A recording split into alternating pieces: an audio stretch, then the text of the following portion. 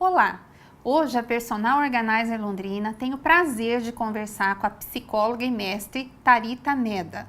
Ela mora na Nova Zelândia há 4 anos, onde atua com terapia familiar. E hoje nós vamos falar sobre um assunto super atual, que é como o uso da tecnologia tem trazido desordem nas relações familiares. Tharita, muito obrigada por me receber. O ano passado eu tive o privilégio de ter um bate-papo com a sua mãe, que foi muito importante e trouxe muitos esclarecimentos sobre a questão da desorganização dentro do ambiente familiar. E hoje a ideia é um pouco diferente, né? Falar sobre o uso da tecnologia. Mas conta pra mim, o que você veio de tão longe fazer aqui em Londrina? Olha, um prazer estar aqui com você. Espero que essa conversa seja bem produtiva. Vim para Londrina porque meu marido faz doutorado na Universidade de Auckland. Ele veio aqui para terminar a coleta de dados dele e a gente já retorna daqui uns dias. Que bacana. Nós vamos então estar falando um pouquinho sobre esse uso da tecnologia, né? Que hoje é algo com o qual a gente não pode mais viver sem, né? Mas nós temos visto que o uso indevido da tecnologia, ele tem trazido muitas desordens dentro dos relacionamentos familiares. Então eu fiz algumas perguntas aqui, eu tenho certeza que você vai poder me ajudar. Primeiro, é possível afirmar, Tharita, que a tecnologia hoje, ela aproxima quem está longe e ela distancia quem está perto? Ou é o mau uso da tecnologia que tem feito isso? Olha, eu acredito que seja um mau uso, porque a tecnologia em si, ela é uma questão neutra, ela pode ser bem utilizada ou mal utilizada. O que acontece, eu acho, na atualidade, é que as relações estão sendo feitas com a tecnologia de forma abusiva, então se usa muitas horas, o ingresso das mídias sociais, elas são muito longas. Eu estava dando uma pesquisada no Brasil, é o segundo país que mais usa WhatsApp no mundo. Estou perdendo para a África do Sul. Então, são muitas horas, acho que a média brasileira é de 3 a 4 horas em mídia social. Então, você percebe que há um abuso, um uso excessivo, que aí, é claro, vai diminuir a realidade das relações pessoais. Quais os impactos que a família sofre com essa dependência tecnológica? Como a gente está falando de abuso, quando você mais tempo passa no teu celular, que é onde as pessoas ficam mais mesmo, menor é o contato real. Então a gente tem uma dissociação, de fato, da realidade, né? Então eu vou ficar sempre olhando a minha conta do Instagram, minha conta do Facebook, ou enfim, outras mídias, e fica dissociado da realidade. Então, eu consigo me comunicar muito bem através das mídias, mas não tão bem quando eu estou ali frente a frente, não é? Porque eu adiciono uma pessoa como amigo, mas não necessariamente ela é minha amiga, ela percebe, eu deleto, eu bloqueio e eu não preciso enfrentar um dado de realidade. E quando a gente tem um uso excessivo, a gente pode provocar no cérebro uma dependência mesmo, assim como a gente tem dependência de compra, de jogos, dependência química, que aí aciona dentro do cérebro da gente esse sistema de recompensa. Quais os impactos que sofre a família com a dependência tecnológica? A gente vai observar, primeiramente, acho que o afastamento que os membros da família vão ter. Então, o relacionamento vai se dar assim, muito virtualmente, quando você tem adolescente. Os adolescentes, entre eles mesmos, as relações são virtuais, né? Eles ficam horas nas mídias sociais, horas na internet. Então, a gente tem uma diminuição desse contato real, do olho a olho, que os pais precisam ter com os filhos, crianças em especial, né? E adolescentes. Esses impactos, eles podem também trazer desorganização em outras áreas? Como emocional, social, educacional, financeira. Como que a gente reorganiza essa rotina de novo? Qual é a sua sugestão? Qual é a sua dica? Então, tá. Vamos pensar assim, que qualquer forma de dependência, qualquer forma de abuso de alguma coisa, ele vai gerar uma desorganização, quimicamente no seu cérebro e emocionalmente. Então, vamos pensar um adolescente, como você falou, que fica muitas horas dentro de uma realidade virtual. A realidade dele é sempre baseada no que o outro disse acerca dele, né? Então, os likes que ele ganha no Instagram, ou as curtidas, enfim, tudo vai ser baseado no outro. E o que a gente tem visto muito é cyberbullying, né? Que são quando os outros adolescentes falam mal de você, e isso tem tido um impacto significativo, especialmente nos Estados Unidos, na Nova Zelândia, em outros países que a gente tem contato no Canadá, tem acontecido muito, muito, muito. A gente teve essa semana nos Estados Unidos um suicídio de uma criança de 10 anos, por conta dessa questão de cyberbullying. Que coisa. Então, e o índice de suicídio tem sido muito grande, né? Porque acontece, então quando eu estou num ambiente individual, num ambiente virtual, eu não tenho acesso dos meus pais. Então ninguém sabe, ninguém tem acesso. Então esse contato real precisa ainda acontecer. Precisa estar esse olho no olho, essa escuta, porque senão você não consegue entrar na vida da criança ou do adolescente. E o impacto, Tharita, no aprendizado, na vida escolar dessa criança ou desse adolescente? O que você pode falar sobre isso? Assim, cientificamente hoje, se percebe que quando você usa essas mídias por muito tempo, existe um decréscimo no aprendizado. A Sociedade Britânica de Saúde soltou uma porcentagem de que 6% das crianças que fazem um uso dessas mídias sociais, elas têm uma diminuição no aprendizado.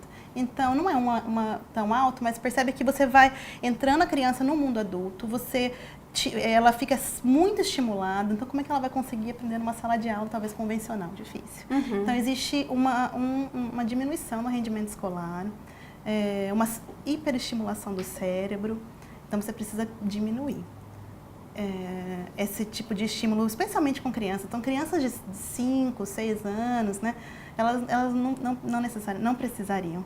Elas podem ter acesso a tecnologias, mas não mídias sociais ou não horas no computador, porque pode ocasionar limitações no aprendizado, com certeza. E você falou um pouquinho sobre dicas. Dicas.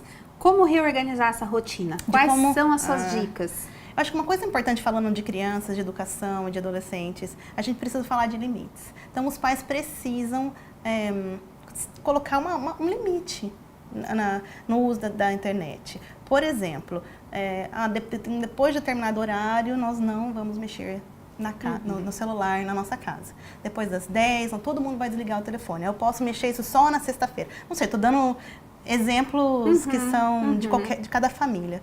Mas eu preciso oferecer para o meu filho outras atividades. Então, eu preciso dar para ele limites, mas eu preciso dar o afeto. Legal, porque aí a gente vai para uma próxima pergunta, que acho que tem tudo a ver com isso que você já está começando a falar, que expressar emoções fisicamente, fazer amizades, fazer exercícios físicos estão sendo substituídos por essas atividades no mundo digital. Então, é possível reverter esse quadro? E aí, quais são as suas dicas? Como que a gente muda essa situação, né? Como que a gente volta àquilo que a gente experimentou há 20, 30 anos atrás? É possível? Não é possível? É possível em parte, né? Eu me lembro dos melhores momentos da minha infância e da minha adolescência, onde não existia tecnologia. E eu fui uma criança feliz, eu tive momentos muito especiais que estão gravados na minha memória, né? Então, quais são as suas dicas? Então, a primeira coisa que a gente tem que entender é que a tecnologia está posta. Não é uma coisa que eu vou voltar, ela está aí. Então, estou pensando nos pais, ou o cuidador, ou aquele que é responsável por essa criança, esse jovem, precisa, então, oferecer um tempo junto. Tem uma expressão em inglês de um professor que eu estudo com ele, o nome dele é que a gente tem que hold on, a gente tem que segurar o filho junto. Como isso? Então, vamos sair junto, vamos andar de bicicleta, vamos dar uma volta na quadra, qualquer coisa. Que eu possa recriar essa conexão, recriar esse tempo junto. Não só eu tiro, o celular você não vai mexer, agora acabou. Mas você mesmo está mexendo, o pai mesmo está mexendo no celular o tempo inteiro. Mas você precisa dar essa conexão de volta. Porque quando a gente conecta o cuidador com a criança ou adolescente, de uma forma mesmo assim, eu cuido de você, você não precisa se preocupar. Então eu tenho um acesso disso e a necessidade da orientação pelos pares, dos colegas, essa influência vai diminuir. Isso é comprovado cientificamente de que quanto mais eu tenho a importância desse parental, dos pais, menor vai ser a influência do cyberbullying, de outras coisas na vida do adolescente, da criança. Como organizar o acesso de crianças e adolescentes a redes sociais e aplicativos? Com criança, a gente até diria que é um pouco mais fácil, com adolescente é um pouco mais complicado. Mas muitas vezes os pais estão usando, né, esses aplicativos e estão usando as redes sociais para deixar a criança quietinha, né? Porque você consegue entreter um pouco. Então, quando eu ofereço, né, esse aparelho, esse tablet, esse celular para essa criança, eu vou ter um pouco de descanso. Pode ser um descanso momentâneo, que vai me trazer um trabalho futuro. O que você diria para mim com relação a isso? Olha só, redes sociais e crianças, eu acho que é um ambiente um pouco mais complicado, né? O adolescente é mais difícil de controlar. Mas quando eu dou um aparelho para uma criança, ela vai ficar ali entretida, talvez 1 hora, 2 horas. Isso para o pai, como você falou, é um descanso. Todavia, eu não sei o que está passando, a informação que essa criança está recebendo, eu não tenho acesso, eu não sei o que ela está querendo dizer, ela aprende por um outro, não por mim. Então, o aprendizado ele não é mediado, percebe? Por uma pessoa que está dizendo, olha, eu acho que é isso, eu não tenho mediação, eu estou aprendendo direto. Eu percebo, por exemplo, na minha filha, se ela assiste uma coisa há muito tempo, ela vai começar a imitar aquilo que ela está assistindo, ela vai falar igual. Então, se eu não tenho nenhum acesso, ela vai aprender conforme o que ela assistiu no YouTube ou outras coisas. Os adolescentes são mais difíceis de você ter um controle. Então, os pais precisam estar próximos. Eles precisam saber o que está acontecendo. Precisa estar com o ouvido atento para ver o que está acontecendo. E pode ser que os pais não sejam considerados os mais legais, né? Não tem problema. O pai, ele é aquele que está junto. Ele não precisa ser o super legal. Ele tem que ser pai, tem que ser mãe. O horário de dormir é um tempo tão precioso com a criança, porque normalmente é o horário que ela fala. Então, diminuir os celulares à noite. Vai ler um livro com o seu filho. Né? Fica junto, porque ele vai falar. Talvez não no primeiro dia, não no segundo dia, mas no terceiro que você está lá com esse coração emprestado, alguma coisa vai acontecer. Ele vai falar alguma coisinha, não foi muito legal, aquela amiga falou aquilo pra mim na escola, eu não gostei, me mandaram essa mensagem no Facebook, foi ruim. Então, precisa estar com o ouvido próximo, precisa andar junto, é o tempo. Eu acho que não tem outro caminho, nós somos seres relacionais, né? Eu me torno pessoa enquanto eu me relaciono com o outro. Eu não tenho uma outra forma, né, de me tornar uma pessoa completa, senão numa relação com alguém. Então, esse é o caminho, é o tempo junto. Obrigada, vai ser um prazer poder, numa próxima oportunidade, sentar com você novamente e conversar sobre outros assuntos. Foi um prazer, gostei muito, muito de te conhecer e achei que foi uma delícia fazer essa entrevista. Obrigada mesmo.